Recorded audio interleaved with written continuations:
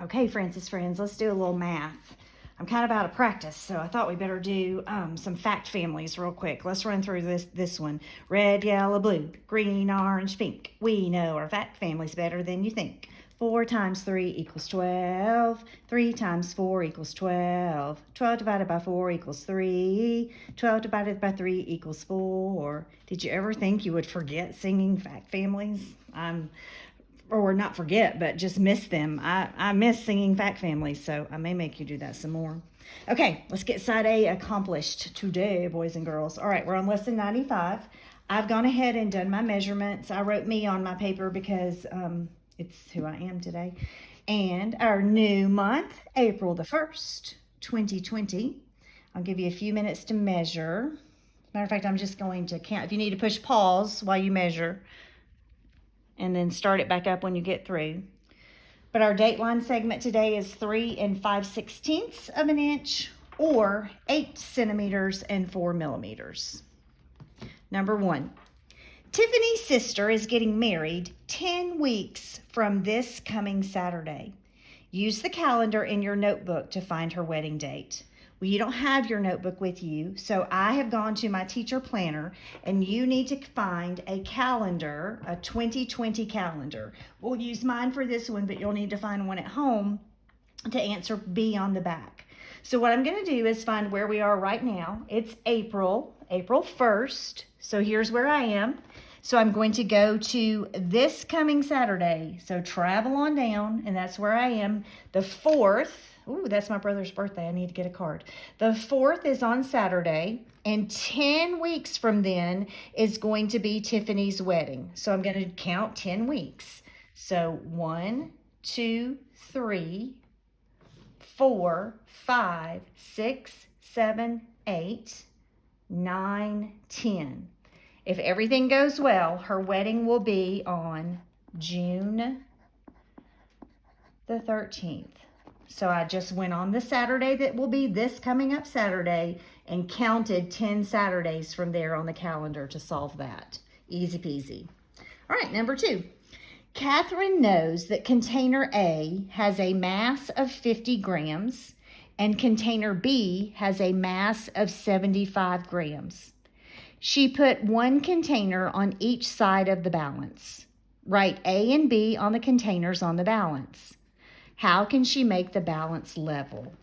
Okay, so job 1, let's figure out which one we label A and which one we label B.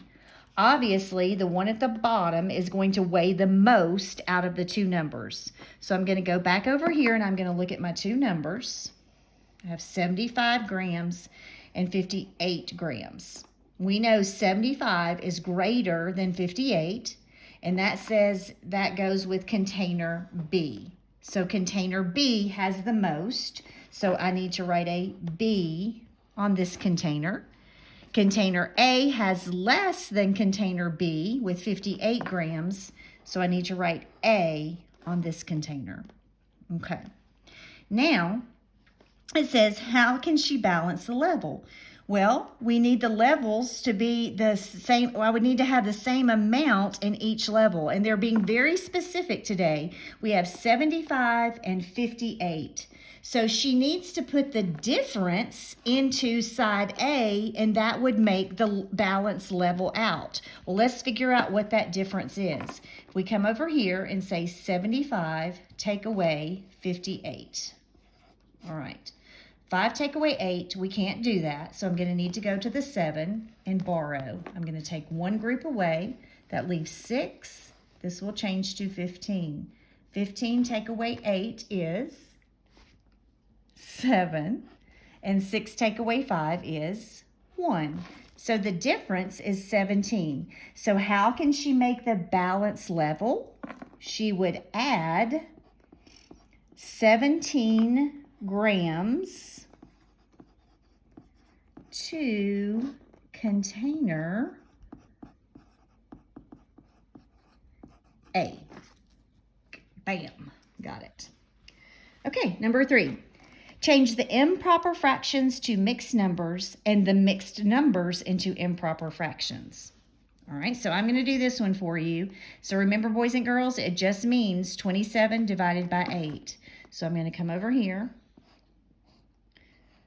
And I'm going to solve it like this. Some of you could probably do that mental math. Sometimes I don't trust myself, so I like to rewrite it. So I know that 27 divided by 8, another way to say that is how many times can 8 go into 27 without going over? The answer is 3. 3 times 8 is 24. 27 take away 24 is 3. That's my remainder, but I've got to write it as a fraction. So it's 3/8. So 3 3/8 is my answer here, okay? All right, I'm gonna let you do this one by yourself. I believe you can do that one. I'm gonna show you how to do this one, and then I'm gonna let you do this one on your own. Okay, so we're gonna reverse it here. We're gonna take the mixed number and we're going to turn it into an improper fraction. So what we do is we take our denominator is 9, and we multiply it by our whole number here. Our whole number is 13, so 13 times our denominator, 9, okay? Let's say that again. We're going to take our whole number, 13, and we're going to multiply it by our denominator. Our denominator is 9. So 9 times 3 is 27. So put my 7 here, my plus 2 here. 9 times 1 is 9, plus 2 is 11. Now we have to add our numerator to that. So plus 4, we'll come over here, it'll be easier. All right, 7 plus 4 is 11, carry your 1. 1 plus 1 is 2, and 1, bring it straight down. So our answer here is 121 over our denominator of 9. So we took that, our mixed number, and we reversed it and turned it into an improper fraction, okay? These are a little easier, so I really do think you can do those. So I'm going to let you give it your best shot, okay? All right, now number 4 is going to be fun. All right, is everybody sitting still? You sitting down? I'm going to let you do something we've never done before. We're going to do an average, but you get to use a calculator today. How crazy is that? If you don't have a calculator like this at home, I bet your parents have one on their phone, okay? So it says, the boys scored the following number of points: 38, 19, 22, 44, 6, 28, and 11. So we want to find the average. So remember, to add the average, you take all of your numbers and add them up. So I'm going to put these numbers into my calculator. 38 plus 19 plus 22 plus 44 plus 6 plus 28 plus 11 equals. Now we're going to divide. Go back and count how many numbers you added all together. 1, 2, 3, 4, 5, 6, 7. Count it again. 1, 2, 3, 4, 5, 6, 7. Now hit divided by 7 equals, and you just found your average. Your average is 24. Okay, and you still have to write it down. You have to write 38 plus 19 plus 22 plus 44 plus 6 plus 28 plus 11 equals, so let's solve that one more time. 38 plus 19 plus 22 plus, calculators are fun, plus 6 plus 28 plus 11 equals 168. Then remember, divided by 7, and we got that by counting how many scores we added up. Divided by 7 equals 24. Cool beans, huh? All right. Okay, let's look at number 5. Okay, number 5. Circle the best estimate for each product. Remember, to estimate, we're going to round, okay? So we're going to round our 2-digit number here. So we know that 59 is in between 50 and 60, and that's going to round up to 60. Okay, now if we multiply 7 times 6, we get 42, and then that 0 has to tuck in there, so it's 420. So if that's the answer, which one of these is the best choice? After we estimated and rounded that number, the most reasonable answer is 420. Okay?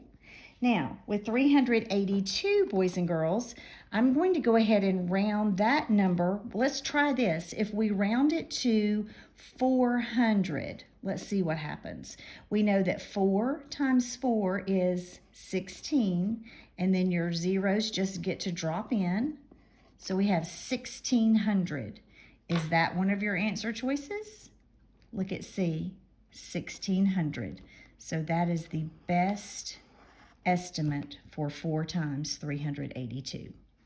Okay. All right. Number 6. Find each difference, product, or quotient. Let's do the first one together because it's been a while since we've done one to practice, and let's just be sure we're remembering our Danny division. Hello, Danny. I have missed you.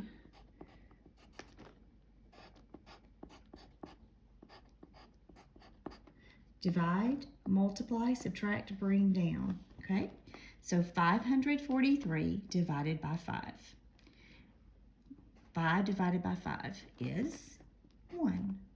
1 times 5 is 5. 5 minus 5 is 0. Bring down the 4.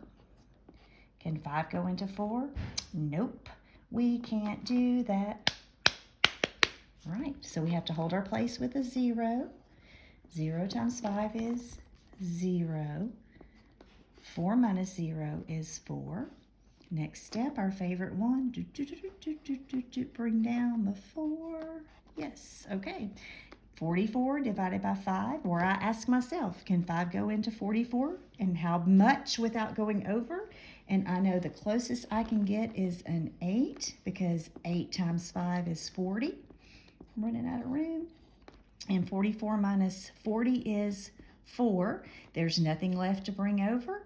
That's the leftovers, but this is not a refrigerator, and we call that a remainder. So it is 108.